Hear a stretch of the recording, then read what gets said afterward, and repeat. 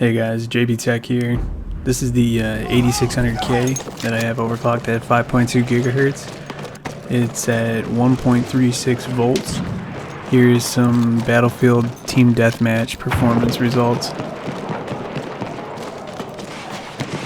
As you can see, the CPU usage off to the left is typically pegged around 100.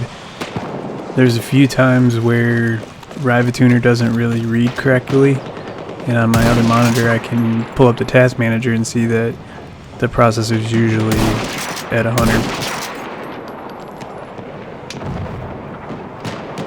Now, something that's worth mentioning is a lot of the reviews out there will show you that the 8600 is equal to like an 8700K in most results, and in some benchmarks this is true. It does get really good frames per second, and even in this game has no problem delivering a high frame rate. The problem is the processor is usually peaked out in utilization, which causes micro stutter, and some of that you'll be able to see in this video, but it's definitely more apparent when you're playing on a high refresh monitor. Now, more recently, I've spent quite a bit of time playing this game as well as others with the 1080 Ti on the 6700K at 4.6 gigahertz, the Ryzen 1700 at 3.9, and then more recently this 8600 at 5.2. And quite honestly, just from a player standpoint, I found that the 6700 was actually delivering the smoothest result. The 8600 probably delivers higher frame rate, but like I say, with the utilization issue, you're constantly getting stutter. And with the Ryzen, I got good frame rates overall, pretty decent utilization, but random frame rate dips that were kind of annoying. And just recently, Newegg had a new stock of 8700Ks in, and I managed to snag one before they sold out, that is.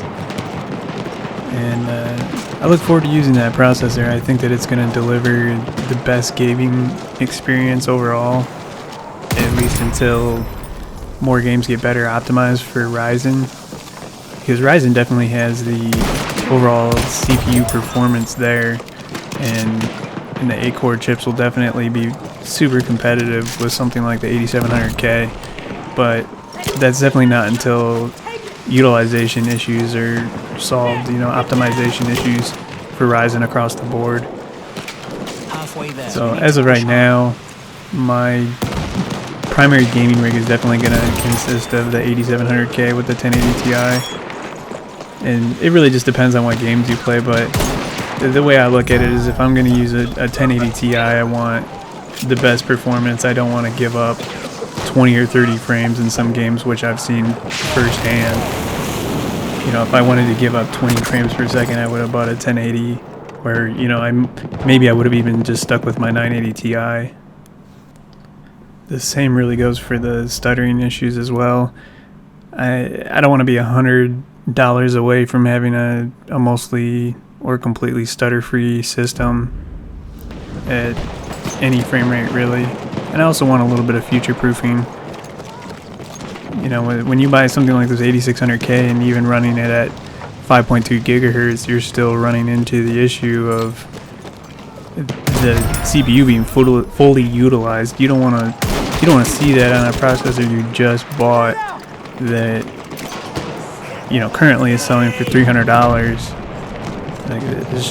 Why bother? That's pretty much all I'm going to say in this video. One more thing before I go out though.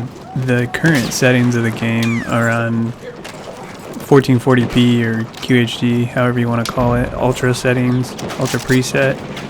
It's set at a 144 FPS cap, which is the same refresh rate as my monitor, and motion blur is off. Hope you enjoy the rest of the video. Thanks for watching.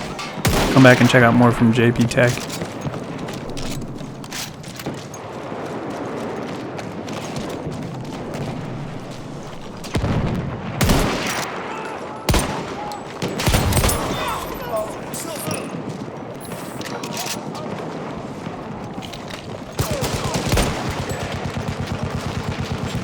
The enemies have almost won.